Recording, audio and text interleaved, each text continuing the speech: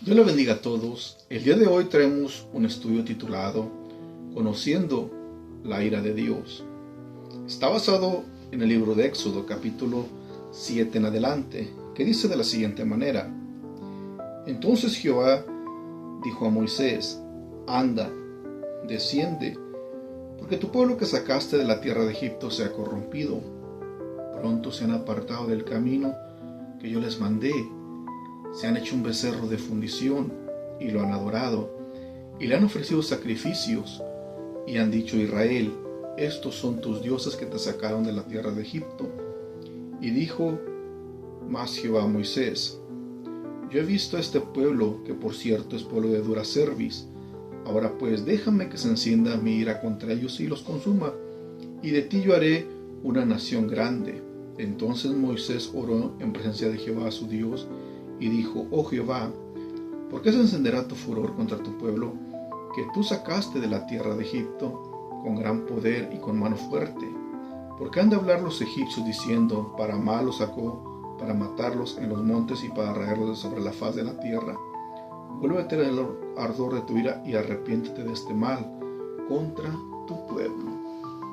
Como dije anteriormente, el tema es conociendo la ira de Dios. Al hablar de la ira de Dios, pues es un tema muy controversial que tristemente en muchas congregaciones no se quiere predicar. Hay muchos pastores, predicadores que no quieren hablar acerca de la ira de Dios. Pues vivimos en un mundo moderno, podemos decirlo de esa forma, un mundo donde se está enfocando pues más en lo que es el amor, la inclusión, incluso forzada en los gobiernos, que tristemente se ha infiltrado aún dentro de las iglesias, por lo cual hablar acerca de la ira de Dios no les es muy favorable a los predicadores de la actualidad, pues muchos se basan solamente en la doctrina, en el amor, la fe. Pues al hablar de la ira de Dios necesitarían estar hablando de la santidad de Dios, de la justicia de Dios, lo cual muchos no quieren hablar, pues quieren vivir un evangelio libre, un evangelio de libertinaje, mejor dicho, de esa forma, porque el evangelio es puro. Pero en la Biblia encontramos que Dios se enoja. Hay muchos que piensan y creen que Dios no se enoja y dicen: Dios me tiene que perdonar en todo lo que hago. Dios me tiene que perdonar. Cuando llega al cielo, Dios me tiene que perdonar a fuerza. Pero se olvidan de que hay mandamientos que el hombre tiene que cumplir en esta tierra, si quiere llegar al cielo, por supuesto. Si quiere llegar al cielo, tiene que cumplir los mandamientos de Dios. No puede llegar al cielo. Y no es también que Dios sea malo cuando ejecuta sus juicios, cuando se llena de ira, pues es el hombre quien lo provoca a ira con sus malas decisiones. Y somos humanos, somos adultos, tomamos decisiones, somos responsables por nuestras decisiones. Así es que no culpemos a Dios cuando Dios ejecuta sus juicios, porque en cierta ocasión me dijo una persona que Dios es malo porque Dios ejecutó sus juicios contra Israel. Yo le dije: Dios no es malo, Dios es justo.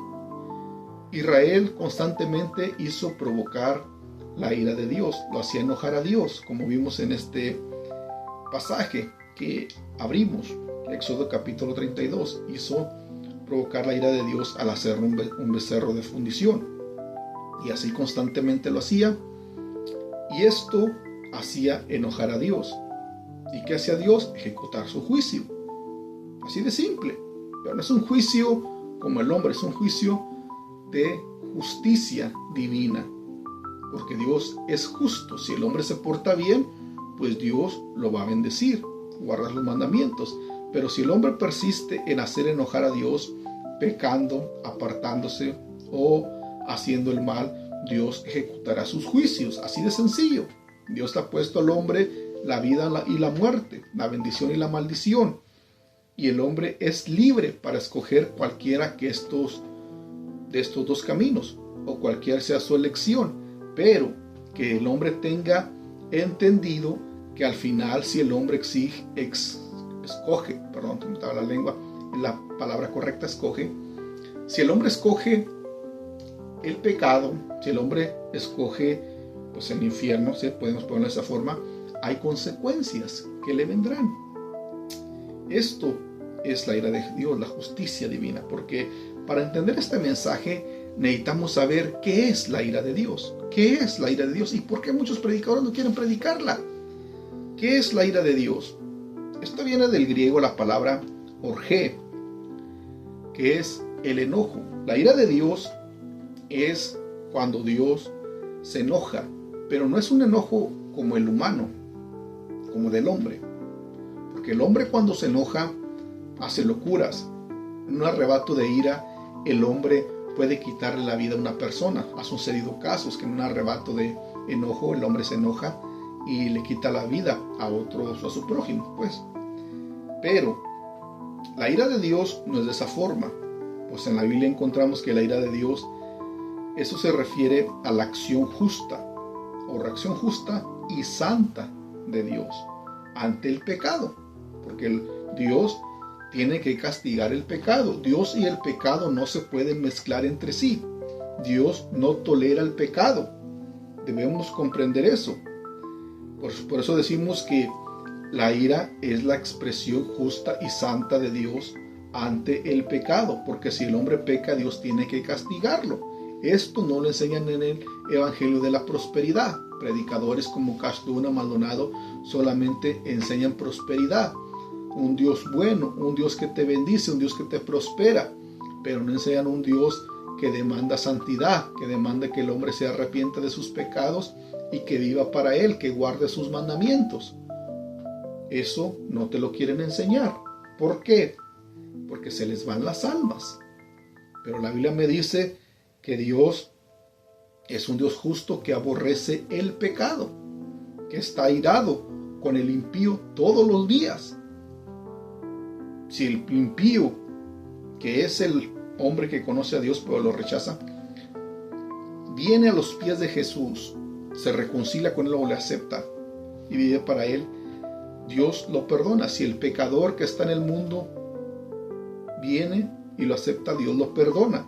Pero después de allí en adelante tiene que vivir una vida justa. Por eso está esas doctrinas como la del universalismo, la prosperidad, todo aquel que predique de Dios, pero solamente del amor de Dios, pues está mal ante Dios, porque la Biblia me es clara y me dice que Dios es amor, y yo lo creo, yo lo afirmo también, que Dios es amor.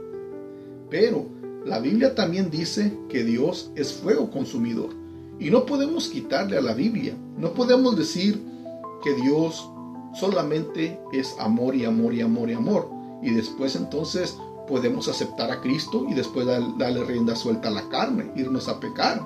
Entonces el sacrificio de Cristo pues sería nulo, sería en vano. ¿A qué vino Cristo entonces si no vino a morir en expiación por los pecados del hombre? A esto fue lo que vino el Señor Jesús.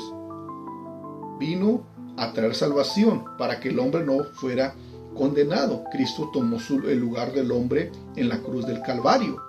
Y el predicar que Dios es solamente amor, que al final de los tiempos toda la humanidad va a ser salva, eso hace nulo el sacrificio de Cristo. Es como pisotear la sangre de Cristo, decir que en vano Cristo vino a morir en la cruz del Calvario. Pues al final de los tiempos todos van a ser salvos, pero no es así. Al final de los tiempos, tristemente, no todos serán salvos. Será salvo aquel que hace la voluntad de su Padre que está en los cielos. Ese es el que va a ser salvo. Y esa es la expresión justa de Dios ante la rebeldía del hombre, la ira cuando Él se enoja. Cuando Él se enoja. En Romanos capítulo 1, versículo 18, dice que la ira de Dios se revela desde el cielo contra toda impiedad e injusticia de los hombres que detienen con injusticia la verdad. La ira de Dios se revela desde el cielo contra toda impiedad e injusticia de los hombres que detienen con injusticia la verdad. Y en la actualidad, ¿quién está deteniendo con injusticia la verdad? Los predicadores que no quieren enseñar la verdad, que enseñan doctrinas adulteradas. Detienen la verdad, el avance del evangelio puro, la sana doctrina.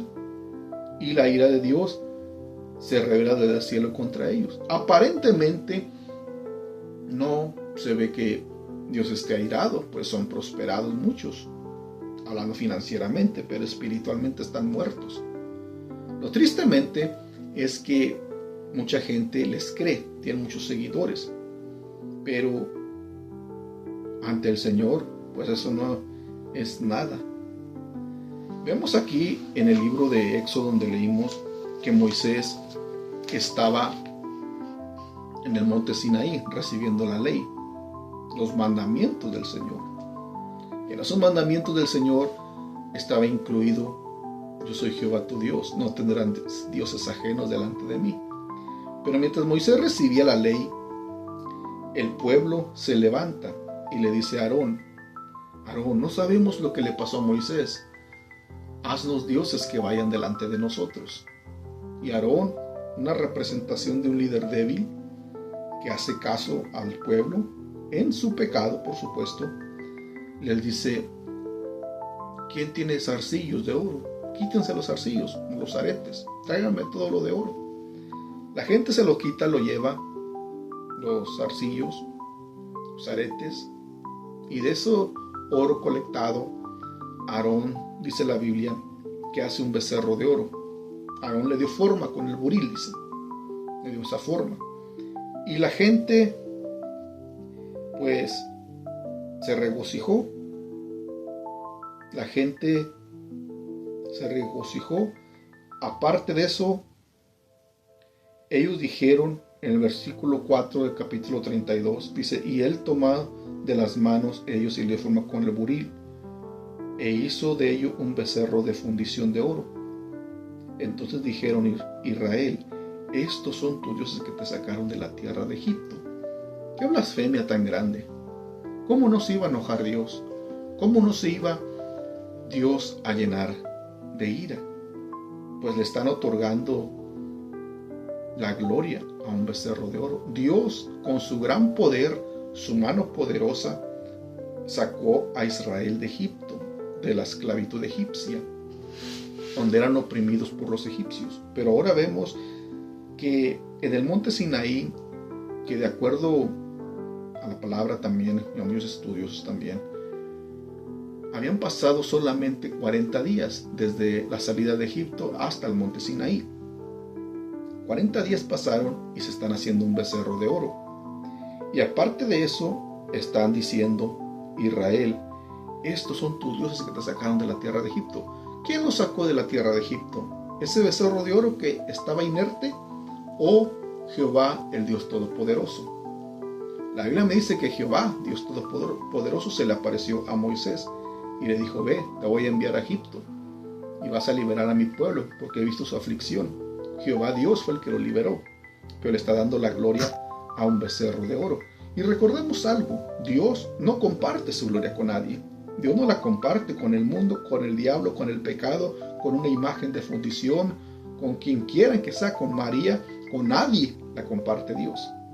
Dios es santo y Dios es puro y Dios quiere la adoración solamente para Él y solamente la merece. Pero aquí se la están dando, se la están atribuyendo a un becerro de oro. Con justa razón se enojó Dios, con justa razón. Sí. Entonces no es que Dios sea malo. Dios está trayendo su justicia ante este pueblo rebelde. El versículo 5 dice: y viendo esto Aarón, un líder que Dios lo había escogido para ir a la par de Moisés, para sacar a Israel de Egipto. Dice: viendo esto Aarón edificó un altar delante del becerro y pregonó Aarón y dijo: mañana será fiesta para Jehová. Iban a tener una fiesta de orgías, desenfreno, lascivia, todo en el nombre de Jehová. Pero quien iba a ser el centro de la adoración iba a ser ese becerro de oro. ¡Qué blasfemia tan grande! Es como en la actualidad se hacen procesiones, se hacen fiestas supuestamente a Dios, especialmente dentro del catolicismo romano. Fiestas que se hacen supuestamente a Dios, pero el centro de la adoración no es Dios, sino que es María. Dios no comparte su gloria con nadie. Son los ídolos paganos que están allí. Con justa razón se enoja Dios. Y dicen que Dios no se enoja. Dios me tiene que perdonar. Es fiesta para Jehová. Así dijo Aarón. Es fiesta para Jehová. Y vamos a ver cómo Jehová se enojó.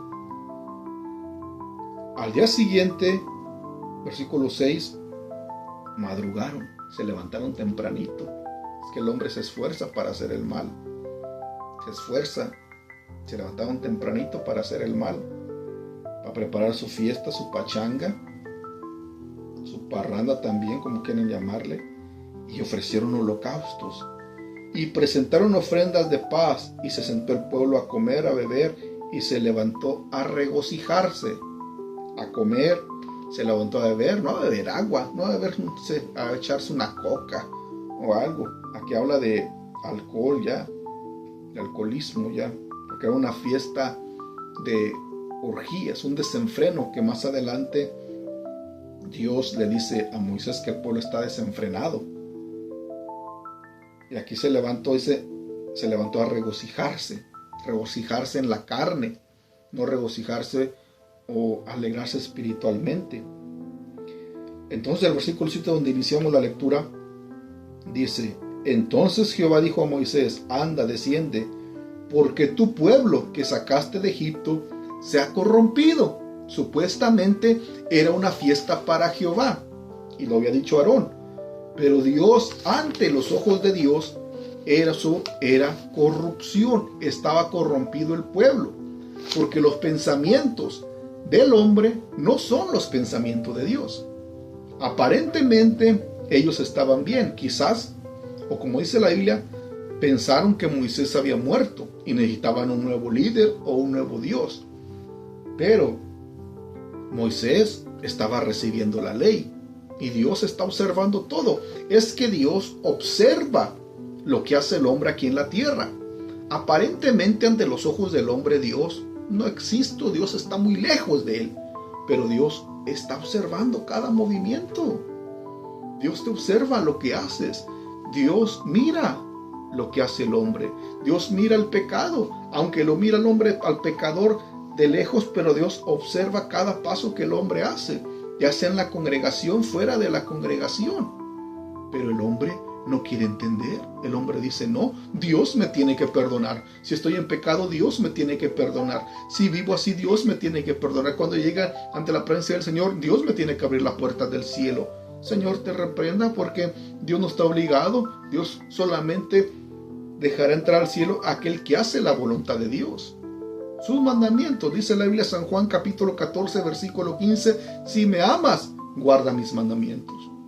Si realmente me amas, guarda mis mandamientos. Entonces esto nos da a entender que aquel que no guarda los mandamientos del Señor no lo ama. Puede decirlo, sí. Dicen por ahí que la lengua no tiene hueso, y la lengua puede hablar muchas cosas y puede decir también yo amo a Dios, pero los hechos son muy diferentes. Pero dice aquí Dios hablándole a Moisés: baja, desciende del monte, porque tu pueblo que sacaste de Egipto se ha corrompido. Ya no es mi pueblo, ya no. Es tu pueblo que sacaste de Egipto, porque se han corrompido. Pronto, dice, se han apartado del camino que yo les mandé. Se hicieron un becerro de fundición, lo han adorado y han ofrecido sacrificios y han dicho a Israel: estos son tus dioses que te sacaron de la tierra de Egipto.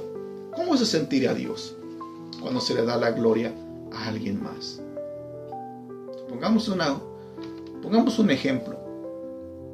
Que dentro de un hogar, un matrimonio, el hombre se esfuerza por proveer para la familia. Y provee para la familia, es un proveedor, mantiene a la familia. Y la esposa, en lugar de agradecer, va y le da gracias al vecino. ¿Cómo se sentirá el marido? O bien le da gracias a alguien más por la provisión que el hombre está proveyendo. ¿Cómo se sentirá el hombre, el marido, que está proveyendo para los hijos, para la esposa? Yo creo que se sentirá mal, porque Si el hombre provee para sus hijos, atiende a su esposa, pienso que merece o quiere ser reconocido también que Él es el proveedor, no alguien más. Aquí Dios lo había sacado a Israel de Egipto y Dios esperaba que el pueblo fuera un pueblo agradecido. Pero ¿qué sucedió? Fue un pueblo rebelde. También le dijo Dios a Moisés: yo he visto a este pueblo que es cierto, es el pueblo de dura cerviz. Ahora pues, déjame que se encienda mi ira en ellos y déjame que los consuma, y de ti yo haré una nación grande. Vemos ahí la ira de Dios, un Dios ya enojado. Déjame que los consuma. Déjame que se encienda mi ira contra ellos. Y yo puedo decir, cuando Dios se enoja, hay que tener cuidado. Dios es el más amoroso, sí, cierto. No hay mayor amor que el de Dios. Sobrepasa cualquier amor, incluso el de la familia, de la esposa, porque Dios es primero. Pero cuando Dios se enoja, entonces hay que temer, porque horrenda cosa es caer en manos de un Dios vivo, un Dios enojado. Pero ¿por qué Dios no exterminó a Israel en ese momento? Porque Moisés intercedió por el pueblo.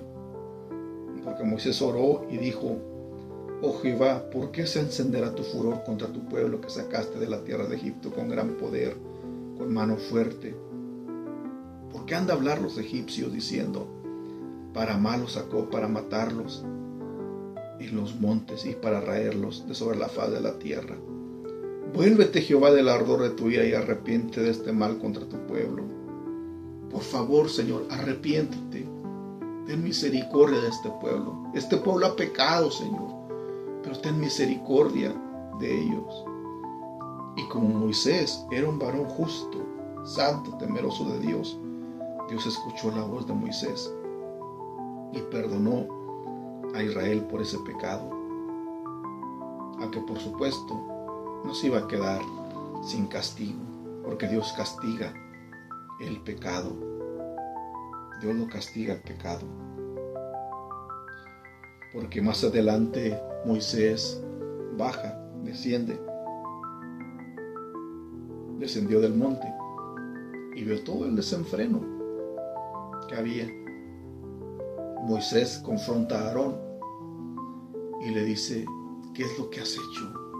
¿Por qué trajiste este mal contra este pueblo?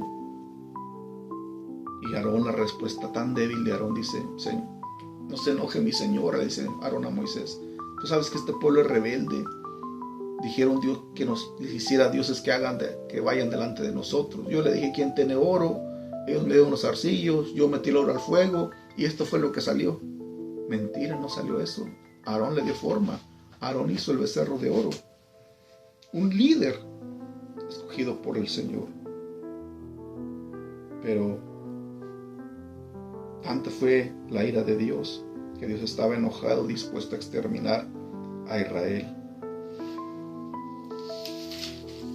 Pero, como dije anteriormente, no se iba a quedar sin castigo eso.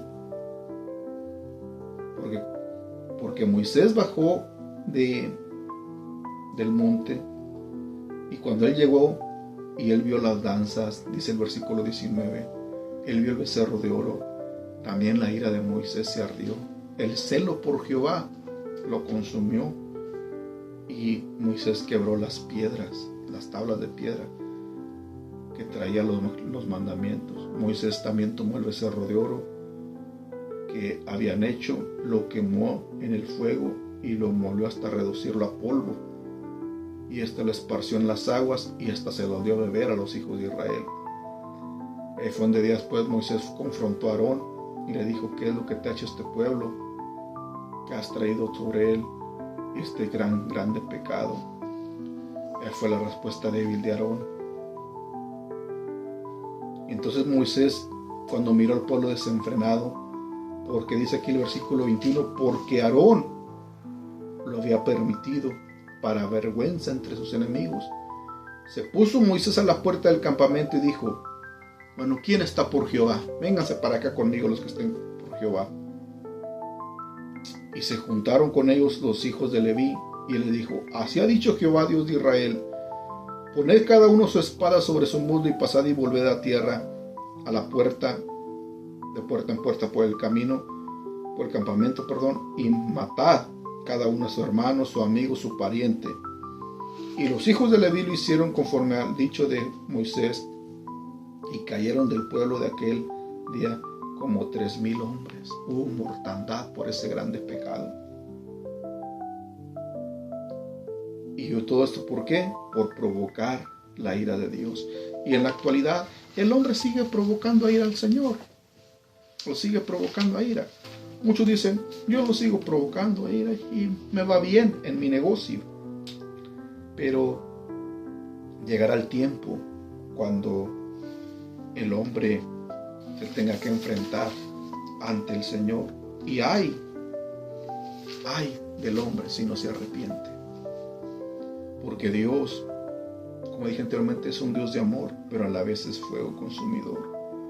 Porque en todo el Antiguo Testamento, bueno, hablando de la ira de Dios, por supuesto, esto aparece ya como respuesta a la idolatría, a la desobediencia del pueblo de Israel. Por ejemplo, también tenemos en Números capítulo 11, donde Dios se llenó de ira contra Israel porque ellos se quejaron otra vez contra Dios. Constantemente se quejaban que no había agua, y en su corazón se volvían a Egipto.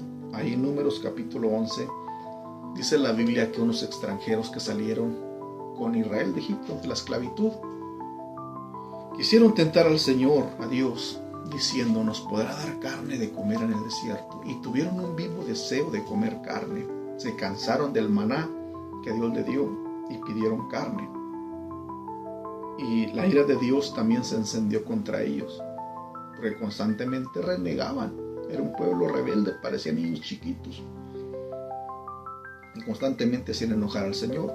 Dios les dijo: les voy a dar carne, no por un día, una semana, sino por un mes, hasta que se les salga por la nariz les van a comer carne.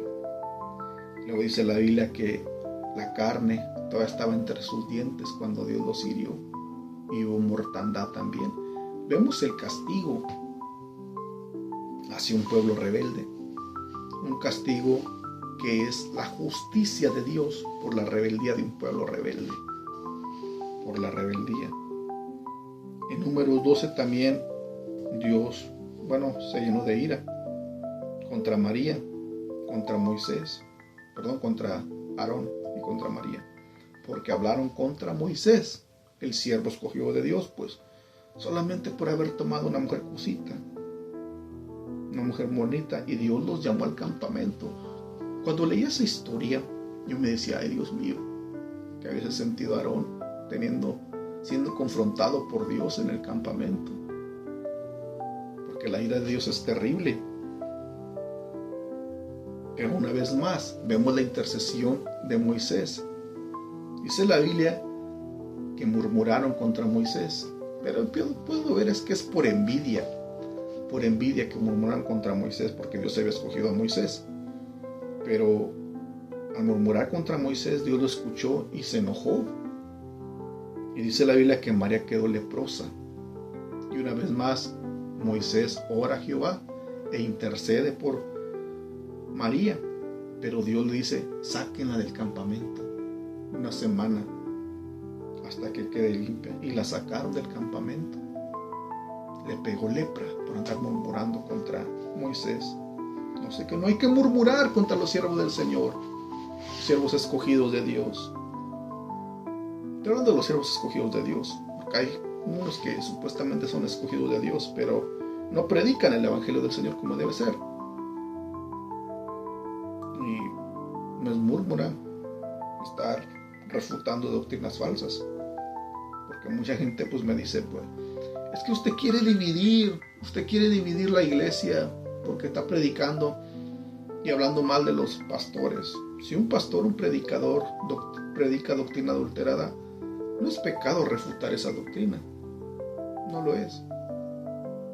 Se tiene que predicar la sana doctrina y se tiene que refutar doctrinas adulteradas. Es bíblico. También Dios se llenó de ira contra Israel cuando fueron enviados los 10 espías